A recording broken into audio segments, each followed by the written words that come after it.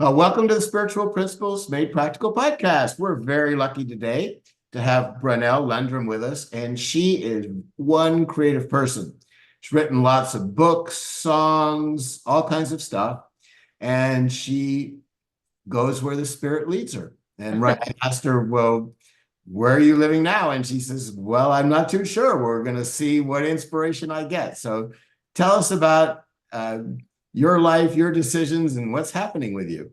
Well, thanks. Nice to meet you. And I glanced at your book, so I'm like, you've got to tell me which of your books I need to read first, because that it looks like you've got some good ones, and I love what you're doing. So it's really powerful. Close your eyes and pick a dart. No, I think that believing in ourselves, the master skill, is a good one. Okay. Okay, good. Well, I'll look at that. Yeah. That sounds really great. I'm not sure where to begin, but I guess I'll start a year ago just to give you kind of context. Up until a year ago, I read all the books about, manifesting and saw videos and all these kinds of things about, deciding where you want to go and going there and making those decisions. And for a lot of my life, I've had a lot of obstacles trying to get to those objectives made.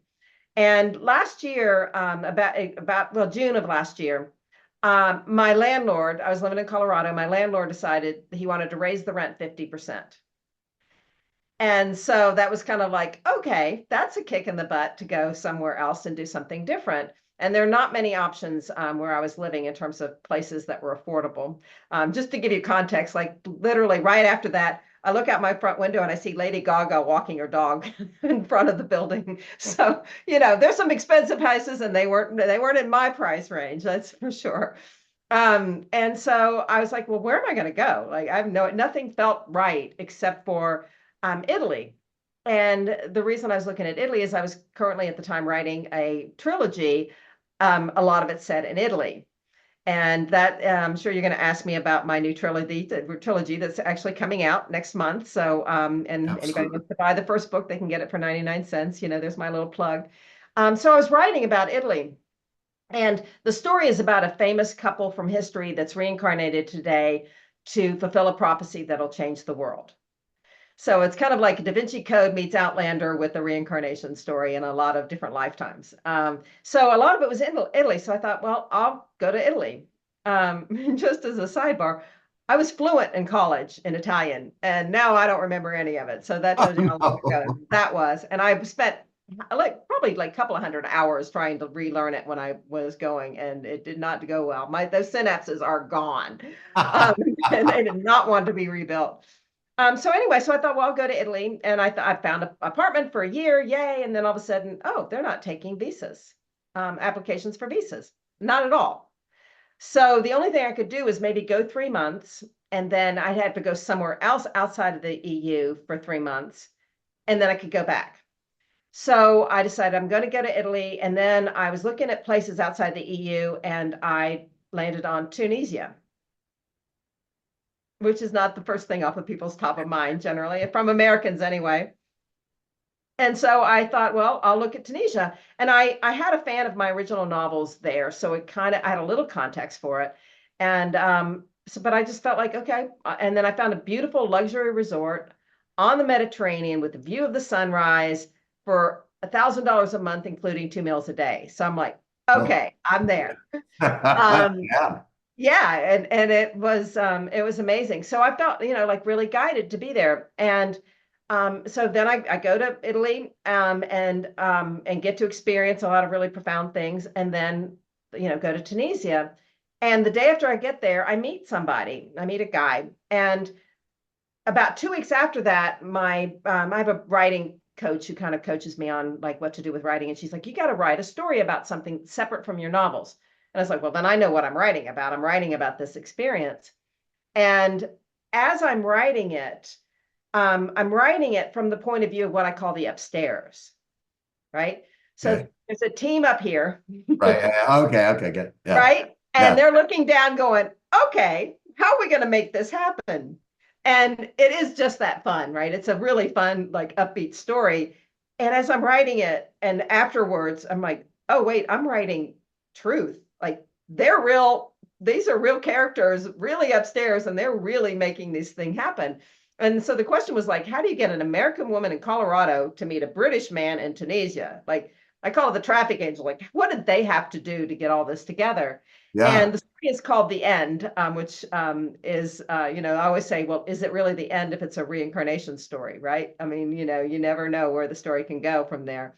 But I'm writing this story, and I just realized, like, wait a minute, this is real, and they are guiding me, and they are telling me where they want to go. And so, and all of a sudden was this revelation, like I made these objectives and wanted to go this direction, but they were like border collies going, no, you're going over here. You're not in charge here. Yeah. And and I found out, like, when I was doing things they wanted me to do, they would reward me with this joy and these happy days. And if I was doing what they didn't want me to do, then either it was crickets or maybe like, okay, I'm really stuck here. So it was such an incredible feeling to go through that whole experience. And I spent 3.5 months in Tunisia, and I ended up coming back to Colorado for 2 months. And I had a regular heartbeat, so I had to get the ablation procedure, if you're aware of what that is. Yeah, yeah. I got that done in May, so everything so far so good, and hopefully that's fixed. But it's just been a year. Like you said, where am I from? I'm like, I don't know. I got an Atlanta phone number. I was in Colorado for 7 years, unless you count this year. And then I'm all over the place. And they have to tell me, and they haven't told me where I'm going to be. So Wow. I don't know.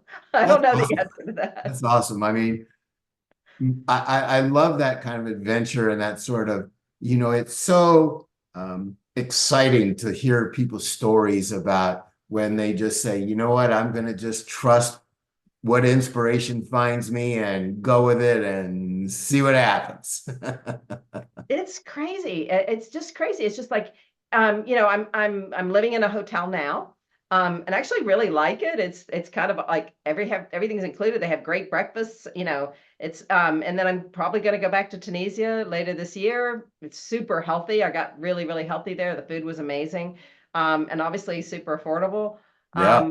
And then after that, I'm just really not sure. I know kind of where I don't want to be, and I definitely know that I don't want to settle somewhere just because I can settle somewhere. I'd rather live without possessions, really, almost. I mean, like, I'm really down to, very little in terms of possessions, and then let it tell me.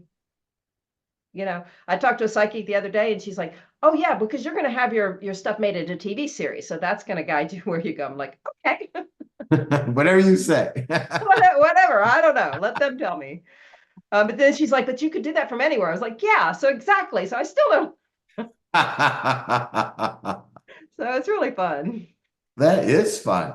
That is fun. How did you get to this place? I mean, how did Um, you in your life? I mean, how did you get? Most people aren't born saying, I'm going to just be open to what comes to me and follow my inspiration. Now, most people, aren't born there. yeah, well, and I don't know that I was either. I mean, like, I kept feeling like, okay, I'm going to be in as much direct communication with, the upstairs, is, like I said, like to call it. Mhm. And, okay, what should I do? Okay, I'm trying to listen and do what I think they want me to do. And, I've written a bunch of screenplays. So thinking, oh, maybe those will get made and that'll change the life, send it on a trajectory.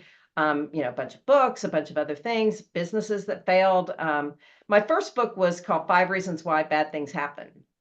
So when everything, and the people say everything happens for a reason, it's like, yeah, I wrote the book on it, literally. I wrote the book on it. So that kind of put me in a, like, okay, why do bad things happen, right? And in that mindset, but to really surrender this much, it has been new. I mean, it's been like, why I actually went on this trip, and I want to, before I say this, I want to caution any listeners or viewers, only do this legally in a safe place with medical supervision, right? Don't go and think you can do not. It's super, super, super risky if you don't do it in the right way. But I actually went and did a Bufo trip, if you know Bufo. No. What's that? It's a DMT. It's a very intense 20-minute psychedelic trip. Okay. And they call it the spirit molecule. Okay. And from a scientific standpoint, and I did it legally in Barcelona, medically supervised, the whole deal. And I did it because I was like, okay, why am I not getting help from above? Like, why am I just keep going? Like, why was my visa, not like they weren't taking applications? And now I know they wanted me to go on this path and they wanted me to meet this person and learn what I needed to learn from there. And I will just say that I will tell you two things. One is it's called The End. And the other one is that I'm writing a sequel. So I will just let you and your listeners just go crazy over what that means. And I don't know what it means because I haven't read the sequel. They have to tell me what it is. But they started it. Is that I went because what it does is it opens up the neurotransmitters in your brain. So it's like been remarkable healing for people with PTSD, for addictions, for all these things. When you're used to habits and patterns, all of a sudden, like there's so many more possibilities. And I really don't think I could have written the story or opened up that way without it. I certainly I now know, and I'm a big proponent, and you're probably going to ask me about my podcast and my group and everything about reincarnation stories and metaphysical stories and how important they are.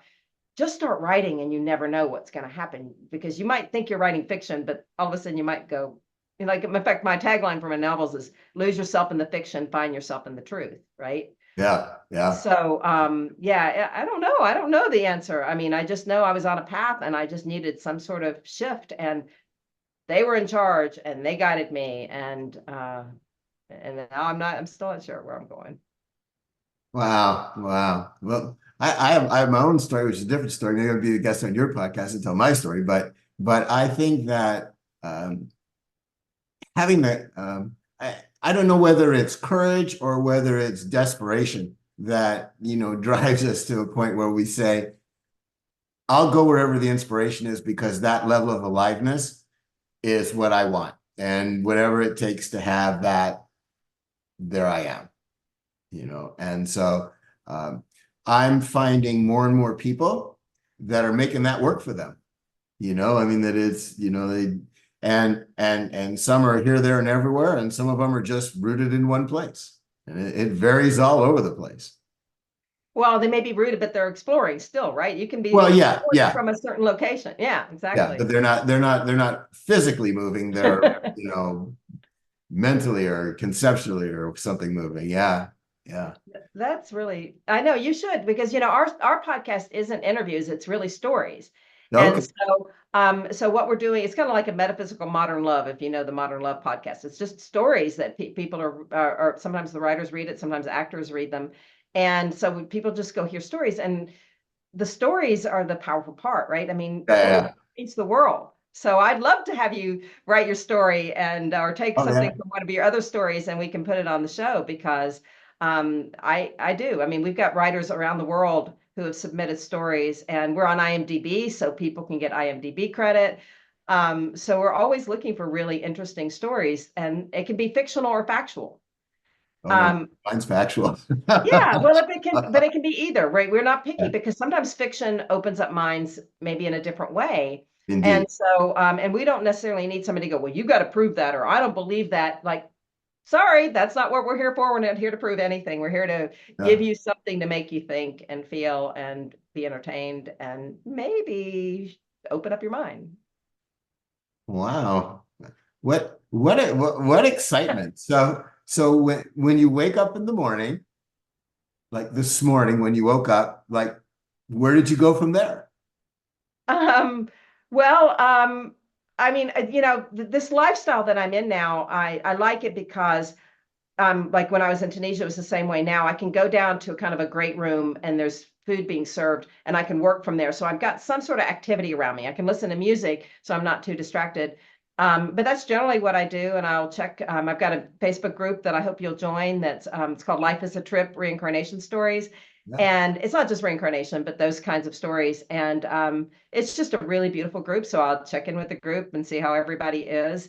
And then right now I'm in the mode of really sharing, with podcasts and with trying to get all the awareness of the books out there. So I'm not in my writing mode, which is I was gonna say definitely my happy place, but these kind of talks and getting to meet people like you are definitely in the happy place as well, right? This is fun for me. This is really great. So are the, you know, we'll call them the above advisors, and we'll call them maybe. So are they telling you in terms of marketing where to go, what to do, all that stuff as well? Well, I do have a marketing, advisor, or book Okay. advisor. So, in terms of some of that stuff, as far as, because I don't know, like some of it's new to me, and I've written a bunch of books, but it's still new to me to do it, like the system.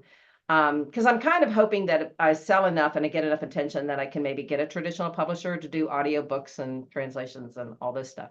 Right. Um, so I don't know where that's going to go, but sometimes, yeah, I mean, like I thought it might be fun to do a podcast and meet people this way, like I'm meeting you, and they seem to fill me with joy. So somehow it's good, and you never know who you're going to meet. I've had that same experience. I mean, I met some like fabulous people, you included, thank you. Yeah. doing this. And so it's like, yeah, this is fun. Yeah, exactly, exactly. So it's like, okay, yeah, some people are big on doing, and I've got to learn the TikTok and all those things, but some people are big on all those kinds of things, but I'm just happy to be, just seeing where this takes me. And when we first did a contest for the stories for the podcast, I got so much joy over giving the winners announcing the winners. Like it was better, it was more fun for me to do that than if I had won a contest. Wow. You Yeah. know, I can see that. so it's like sharing this and hearing the people and being able, if Hollywood calls on their door instead of mine, I'm okay with that as long as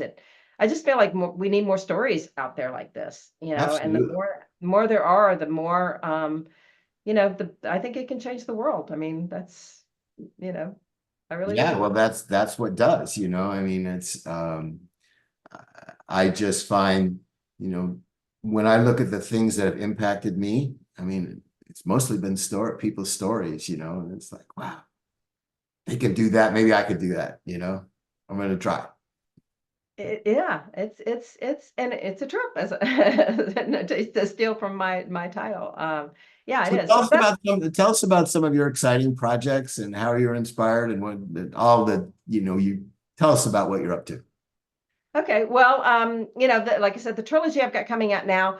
Wow, some of the inspiration that came within that. And I was able to do some research to back up, stuff, because when I go back in history, for example, it's the couple starts out in the present lifetime, and then they go to a previous lifetime in the 1930s in Brazil, and they're protecting this valuable painting. And then the next book gets into a previous lifetime in the Renaissance in Austria, and I have my characters meet Shakespeare and some of the real, and John Dee, and some really interesting characters. Giordano Bruno, I don't know if you know who he is, but he's like my ultimate hero. He's one of my ultimate heroes. He was he did he was a Franciscan monk, or Dominican monk, I don't know, one of them, and was exiled from Italy because he was reading Copernicus, and he wrote a lot of books, and he talked about, no, the earth goes around the sun, and of course, and that was heresy. Right. And the universe is infinite. I mean, like, he was tuning in, the guy. He was super tuned in, and but he was, ostracized for it. And it wasn't until hundreds of years later that he was burned at the stake, and it wasn't until hundreds of years later that he was like, okay, he got his vindication, and now there's a big statue in Rome of him. And he was also a big believer in reincarnation. So it was fun writing about that. I also went back to a lifetime in the Black Plague, and that was, I don't know if you know Decameron, but learning that story.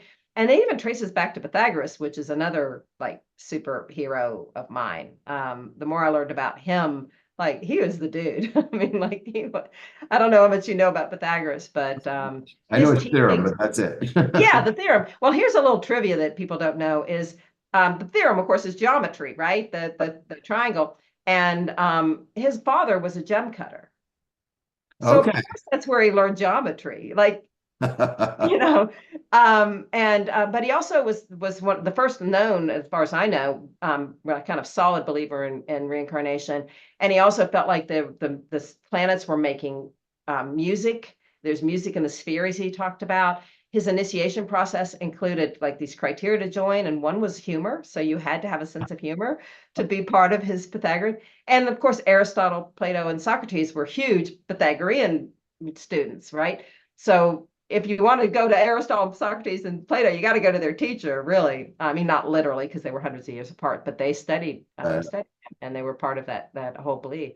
So it just was so much fun getting into that and learning about that and exploring all that world. So that's where I've got a lot of bonus scenes I want to write for those stories as well. There's a few things that happened with some of the other characters. I'm like, oh, that would be kind of fun to explore.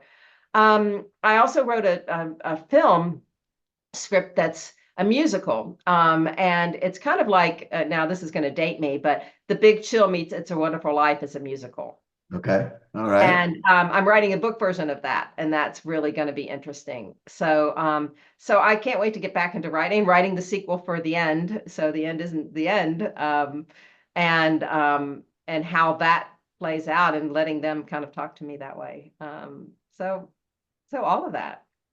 Very cool. Very cool. I love that you've got like all these things going on. It's Yeah, great. a lot of moving parts. No, I mean, it's wonderful. I mean, I just, I'm working on my 14th book and I've started it 5 times now. It's I just, it's who knows, right? Well, because sometimes we should come to Tunisia and use it as a writing retreat, because it's the perfect writing retreat, because you have everything taken care of for you. And right. it was great for me. So that's one of the reasons why I want to go back. It's tempting. My wife of 37 years isn't well, so that kind of um, ends the travel thing like that a little bit. But mentally I can go there. Yeah, right. You can, well, and I mean, of course, it's just about, writing. And I love that, what Bob Dylan said about, I don't know if you know this quote from him, but he said, the song was there before I came around. I just had the pencil and wrote it down. Right. Okay, yeah, no, I love that. And so whatever you're going to write, either it's, and Liz Gilbert talks about these idea bubbles that land on you. Yeah. So when it's the right time. I mean, I didn't expect to write that story, but I've had a couple people tell me it's a college course, this 9,000 word story that, by the way, is free to anybody listening, because I just want people to read it. And it's, a lot of it's true, not all true, and names have been changed to protect the guilty. But So how do we get to this free story? well, I'll give you the link so you can share it with your listeners. Yeah. Yeah. But my name is Brownell Landrum. So I'm the only Brownell Landrum in the world. So it's pretty easy to find me, and you can find all the links there, or find Okay. our Facebook group, Life is a Trip Reincarnation Stories. So yeah, it's out there for anybody. And I just, I've got a discussion group. Some people are just like, they want to keep talking about, what does this mean? Just like you said, because the upstairs, when you start realizing, they're conspiring in our favor. They don't always know better, though, or at least they can make a mistake from up there too, right? Yeah. So they're not human, I guess, but they're human, in a way. Right, they're not infallible. Yeah. They're not infallible. And so sometimes, we have to have talking to them, going, okay, where are you on this? And we have to kind of keep tuning in. But the writing is that portal to opening it up, whatever that message is. It's Yeah, just but I also think it's great to have a group, right, that you can bounce things off of, right? Because sometimes I get in my own little bubble and it's like, I need to talk to somebody to make sure that I'm just not going out on some crazy tangent here. Well, feel free to call me. We can, if you ever need one of those people to bounce off ideas off of. And as I said, I mean, whatever story you think is a good story, from 1,000 to 3,000 words is where we try to keep it. And it could be an excerpt from one of your books, but let's put it on the podcast. Let's get it out into the world. And because I've actually seen like people's lives really change just by hearing these stories, and thinking about things differently. And for me, like, I mean, I could connect and I could meditate and I could get messages, but to get that kind of clarity from like the upstairs, and now go, okay. And I tell them, like, I'm not sure I trust you, just so you know, but I'll do it. Yeah, well, some of the inspirations I've got have worked out and some of them haven't. And sometimes when I asked, like, why didn't this work out? They said, well, you were up at this vibrational level when we shared this with you. And if you'd maintained that level, it would have all come together, but you didn't. And Oh, I'm like, ooh, bummer. yeah, yeah. Well, that is a bummer. And then I'd be like, okay, well then give me the juice to get me back there. Because so I Yeah, so I right. So then the next thing is like, okay, well, I need to sort the inspiration to see which inspirations I'm going to be able to maintain the energy level to pull it off, right? Make it all happen and stuff. And they've gotten a little bit better at that, but it's still a work in progress for sure. well, yeah, like with you, I mean, like where does it fit in with your purpose? I mean, isn't that a big part of the question? Like if you're here to write, if they're supposed to write this story, then how does that work? How does, in your belief, I'm just curious, like when you're saying Well, like, for okay, me, it's not coming through, how does that fit in? yeah, boy, there's so many perspectives and levels for me. Okay, the deepest and most pervasive one is that uh, I want to, the enlightenment and the joy and the happiness and the peace and the strength and the wisdom and the creativity of being one with all things. And that's what I want. And to get there, I've got all kinds of questions and stuff. And so I'll meditate. Like the last big question I asked, I said, well, how do you reconcile, if we're all one, then how do you reconcile the idea that different people have different talents? Because if everybody is one and all of the talents that exist within each of us is like part of that whole, then why is it that people seem so different from one another? Why is it that people seem separate from one another? And why does somebody have, why does Michael Jordan have his set of talents and Mozart have his set of talents? And not, vice versa or somebody else, right? And I meditated on that, and I got that the unique talents that we all have are what allow us to travel our unique road to enlightenment. But once we're enlightened and when we're one with all things, then we have access, we have sort of equal access to everything at that point. And so when I have questions, I ask the questions and I meditate and I get the answers. And in the example in that answer, I felt like, okay, that makes sense to me. I can understand that. And that kind of has that resonance and ring of truth for me. And so I'm always, trying to understand what's up and trying to also Literally? understand. Yeah, well, yeah, literally. And also trying to understand uh, when I have difficulties, uh, you know, what's the response to that? So I've like honed some really good tools. One of the most powerful of which is that acceptance is healing. And so the idea is I'll just accept whatever I'm thinking and feeling at the time. And the more that I can write that down with specificity, the more it moves me forward. Interesting. So if I'm stuck somewhere, I'll sit down and I'll write, I'm stuck. Help. You know?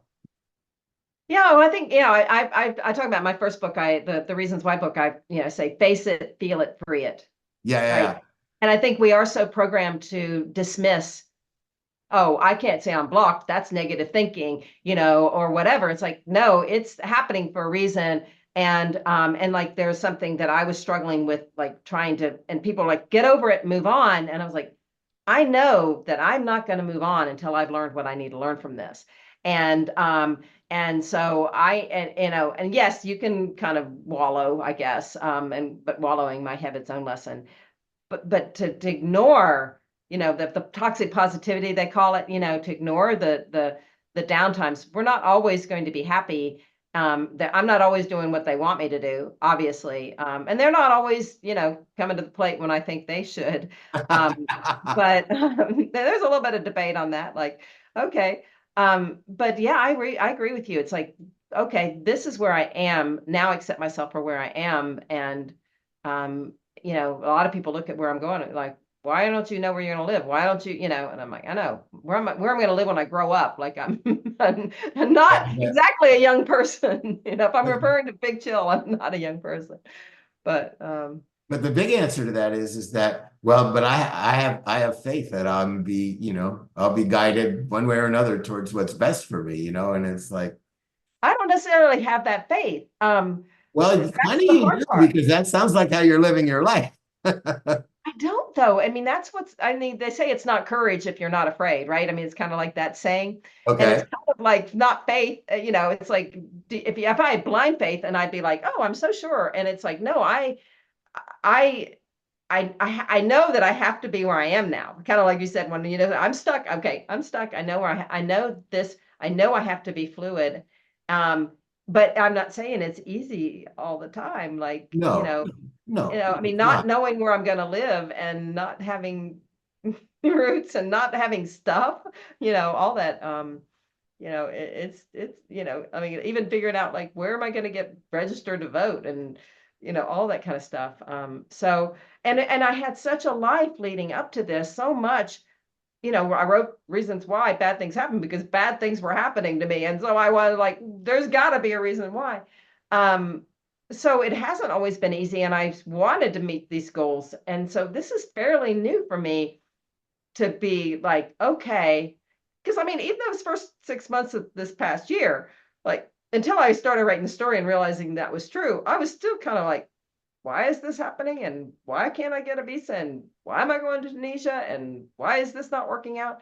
Um, but I guess the trust also has to be with it's not always going to be easy or fun. In fact, I wrote a children's book. I'm going to read just a couple of verses from it Yeah. because I think it's relevant to this discussion. And it's from about the other side and the upstairs or whatever. And Uh-huh. it's, we decide on our lessons, the paths we will take, awards we might go for, and mistakes we might make. For life isn't easy or not, and not always fun, but easy is boring, like games always won, right? So we don't necessarily, they're not necessarily going to go, oh, this is a happy day every day, because what do you learn from that? You learn a lot more. My mantra is I want to learn through joy, but that doesn't seem to be always playing out. So sometimes you learn from heartache and learn from, struggle and learn from going the wrong thing. But the one thing that has been the most powerful thing about this year and this traveling and everything is we do get stuck in like, okay, I live in this house. Oh, but maybe I need a better mattress because that'll help me sleep better, or a better pillow, or I need more of this or that. And when you're traveling, you get the mattress you get the pillow you get, like all of a sudden the things that you think are important for you to control, you can't control. And that's a big gift right there. It doesn't mean it's always good. You're always going to have the happy pillow, but you know, I don't know. That's kind of where I am with it. Yeah. I mean, I guess where I am is that like you, I wanted to learn like willingly, right? I didn't want to be forced into my lessons. And I've been forced into, I've been forced into lessons. Yeah. And I've learned a lot from them, and those have been the ones that I've been most resistant to.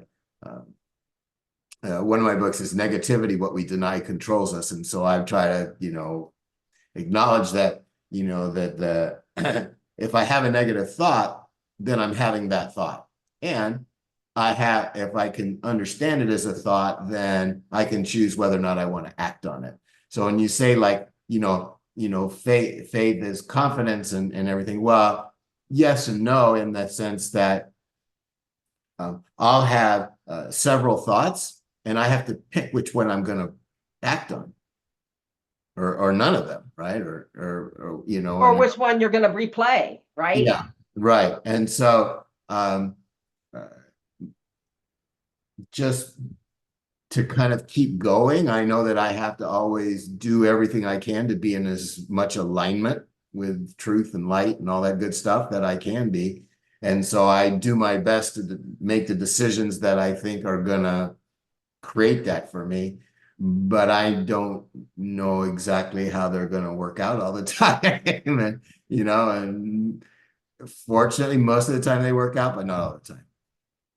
Yeah, there's kind of I don't remember the story now, but there's kind of like an old parable about, oh, the prince is supposed to go to this war and he's ready to go fight, and then all of a sudden he breaks his ankle and he can't go. Is that good or bad? And so you look at these situations and you think, is this good or bad? But then he missed being killed because everybody was killed. So is that good or bad? And you start putting judgment of good or bad. And spoiler alert, one of the 5 reasons why bad things happen is because something good is coming out of it that you didn't foresee, right? Right. And so the silver lining or the, whatever. And so it's, but yeah, you sit there and you go, this, if I'm labeling this as bad, then, of course with my programming, I'd go, which are the 5 reasons and why is it happening? And, because why is the big theme through my life. Like if I can get the why, I can get to the, healing of whatever. So I'm kind of obsessively get into the why sometimes, but, if you take away the label, yes, okay, breaking your ankle is this, or having this thing happen through bankruptcy, foreclosure, all those things, bad or good. It hurt. It sucked. Okay. Heartbreak hurts. And then also though, is there learning? Can you keep finding learning from it? Is there something like it led me to write a book, or this led me to write this story? Then can you keep labeling it as bad if you can turn it into something? I don't know. That's kind of my take on that. So how would you characterize your why at this point?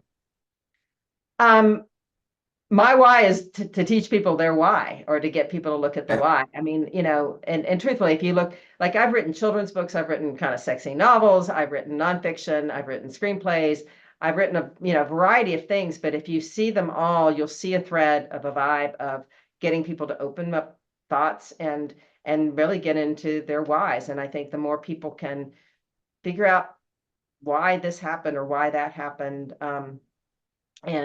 and get to their why of why they're here and whatever their questions are. I happen to be a fan of Mark Manson. I don't know if you read his books, but and one of my favorite quotes from him is, happiness is solving problems.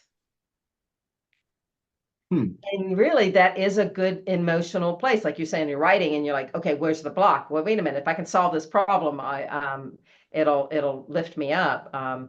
So, I think that getting to the why, I think like with healing work, that if you can, if you can go poof, the person's healed, but if they didn't get to the why, then it happened for a reason. So what's the why? Right. Right. So I know that's kind of like an easy answer to your question. No, My I why mean, is the why. I think, I think it's a great answer, because one of the things that, I've gotten in meditation is that example is the most powerful form of leadership. So, I always, in a lot of my podcasts, I'm just recording work I'm doing on myself, I saw, yeah, they the look idea great. that, this is what I'm doing to try to create greater alignment and upliftment now. And if you can relate to and identify and it helps you, then great. And if it doesn't, just throw it out, Yeah, because you never know what level somebody is, or you never know what is absorbing into them that they don't even realize it. It's not like, I don't know about you, but I've bought books in the past that I haven't read yet. Like I know I'm not ready for them, but someday I will be. So I have that book just in case.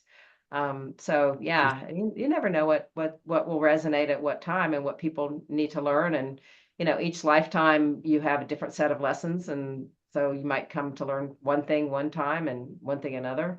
Which is what helps me. I mean, at the end of the day, I don't necessarily care if people believe in reincarnation or not, but I love the way it gets people to think. Right. Because you gotta think, where did these tendencies come from? Where did this level of interest come from? Where do these abilities come from? And that's, it's an intriguing question, right? It really, I mean, I actually pitched a TV series idea to Hollywood a number of years ago, that was dealing with it. And I outlined hundreds of possible episodes. I mean, there's an infinite number of these stories. Oh yeah. And so, it doesn't have to be, they don't all have to be reincarnation. I mean, I've got somebody writing a comedic ghost story for the show. It doesn't have to be all that, but just the more, and it definitely doesn't have to fit in with a particular dogma or training or anything. In fact, some of the people that are writing stories are writers who've never written about reincarnation. And then some of the people are big believers in reincarnation who've never written a story. So it's a different set of learning. But and again, it's not all reincarnation. It can be the other side, or life purpose here, because all of that ties in, right? All the stuff we're talking about, life purpose, that ties into why we're here, how we planned our life, how we're doing on the planning that we did. Are we going, like for me, I know I have gone off-road, right? I think it's like a roadmap, and you can go high road, low road. And I'm like, I'm off-road. I totally like, give me that SUV or whatever it is, ATV or whatever it is, and I'm off-road and I'm going to figure out life on this direction. So it's really fun. That's exciting. That's exciting. Yeah, no, as I interview people, I see so many different, I mean, everybody's got their own unique approach to how they're going about things and where their focus of attention is and what basis they use to make decisions. Everybody's different. Well, and I think that's the beauty. I think that answers your other question about, why are we all different, or are we all part of one or whatever? It's like, that would be boring if we were all the same. And I've done enough studying about the power of diversity, of any kind of diversity. And, the more diverse we are, yes, it adds more conflict, because we don't understand each other yet. But whatever that diversity is, but that's what also makes you stronger when you start realizing 1+1 = infinity. When the Venn diagrams aren't all like this, it's all like it keeps growing and growing and growing. And isn't that beautiful? Like, that you see people with all this kind of skill and this kind of talent. And for me, one of the things I love the most about the reincarnation stories is that, we've all probably been pretty much every race, every nationality, every religion, every gender, every orientation, all we've had, every socioeconomic level. So how can you be judgmental against this person over here when you were probably that at one point? Yeah, exactly. And then the whole idea of prejudice kind of changes when you start not only realizing that, but how you need them, how that makes the world so much more interesting. Yeah, and also, I mean, for me, it also stimulates me to think about, how can I reach that part within them that is their divinity that is identical to the divinity in everybody, and that kind of uh, aspect of looking past the differences and, Yes. and finding the similarities, and so then that's part of, to me, what one of the things that I'm interested in, because I tend to get along with everybody, and but I think a lot of it is because I don't necessarily see them as the role they're playing, but the being they are, which Oh, that's beautiful. is different. Yeah. And so, and I'm always trying to uh, just appreciate the being that people are. It's like with people who are really kind, it's like it's really easy. Yeah. Yeah, it is a lot easier if they believe the same things you believe, or or they're fighting the same fights you're fighting. It's a lot easier. But people that are, problematic, it's the whole different approach. Yeah, I kind of tend to think that there are people, let's just put it this way, there's like people closer to the light and people further from the light, right? Yeah, And some people are facing the light and some people are facing the other direction, and they don't even know the light is there. So and so that's the kind of distinction, is you want to go, oh, the light's over here. And I always I like to do a comparison to people, to like when people are taking their dog for a walk. And sometimes they're like, come over here, yelling at the dog, go that way. That's not the way to get the dog motivated. You want to go, it's fun over here. This is where we want to go. Yay. And the dog's like, okay, I'll go this way. But we have to look at that life that way. We have so much of the time we feel like, oh no, somebody's yelling at us or we're yelling at somebody. And it's like, no, let's all have more fun over here. And it's easier said than done. But yeah. There's a story I like to tell. I was driving. My wife and I were driving a 40-foot RV cross country to a dog show, oh and wow. when I got the RV, I said, "Well, where do I go for lessons on like how to drive this beast?" And the guy says, "No lessons, no special endorsements on your license. Just swing wide when you're going around corners." And Wow. So we pull up, we're driving cross country. We pull over at this rest stop, and this trucker pulls in behind us, gets out of his truck cab, and comes over and is coming after me. And he said, "You cut me off 3 states ago." Oh my God. This guy has been seething in anger for 3 states. Oh my God. And I don't know whether he was 2 times my size or 4 times my size, but he was big. And it was pretty clear to me that, he wanted a pound of flesh out of me, he was, and I just said, "I am so sorry. I just bought this. I don't know what I'm doing. Thank you for letting me know that I wasn't leaving enough space before I pulled in front of people." And people are always blaming us truckers for the accident. You guys don't know what you're doing. I said, "Yeah, no, I mean, it's horrible, and I apologize." And you telling me that I was doing this, may have saved some of my life or someone else's life so that I don't actually create an accident. So I'm really beholden to you. And it's like, and the guy just, he really wanted to take a swing at me, but he just couldn't, Yeah, you diffuse that bomb, so to speak, right? I mean, I was just, I took responsibility. I apologized. I thanked him. I did everything under the sun. I still wasn't sure he wasn't going to take a swing at me. Yeah, yeah, exactly. Yeah, but Oh yeah, that's beautiful. it all ended okay. We got back in our cars in one piece and everything was fine. But it was in really tense situations, I have found that I just get inspired, and that I'm really in the present moment, right? And what comes to me is optimal. I mean, I remember, and another story, I was held up at gunpoint, and there was like the longest 5 seconds of my life.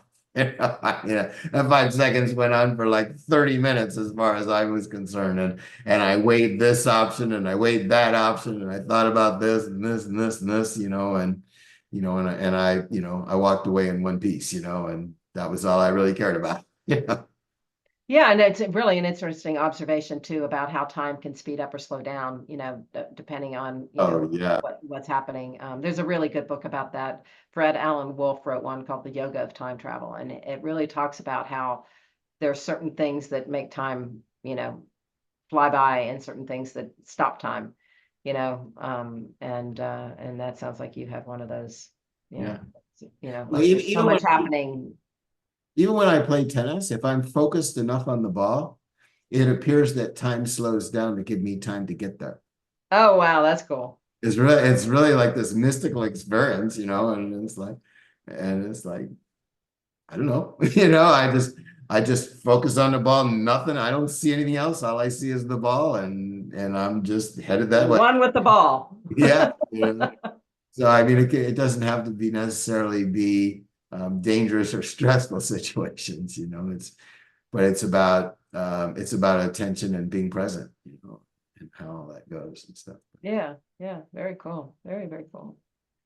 Well, this is the way I see it is that we're all on this huge adventure using our unique talents to discover and accept and enjoy and appreciate who we are. And that's sort of my point of view about it. Yeah, love it. And that and I love meeting people and hearing their stories because I see myself in all your stories, and it's great, and I think that's so cool. So, Yeah, it's great. It's really great. well, I guess people can go to your website, brownelllandrum.com, right? Yep. And download your books and all the good stuff, and link to your Facebook group is there. Yes. Yes, and I can give you all the links if you want to put it in show notes or whatever however you Yeah, want. yeah. Send me the Yeah. links and I'll put it in the And notes. I'd like to share this on my YouTube channel if that's okay too. Oh yeah, no, absolutely. Far and Yeah. wide. Yeah, that's and in the group and all that stuff. So yeah. Yeah, no, Yeah. absolutely, absolutely. And whoever resonates with it, you know, and That's what, right. Yeah, I mean, I don't have any idea where any of it's going to go. And I don't know if it's going to reach a few people or a few thousand people or a few 100,000 people or what. And that's not up to me. I just love doing these stories and sharing these stories and sharing my stories. And just the more that are out there, the more these stories out there, the more it can hopefully reach people. So I couldn't agree with you more. Couldn't agree with you more.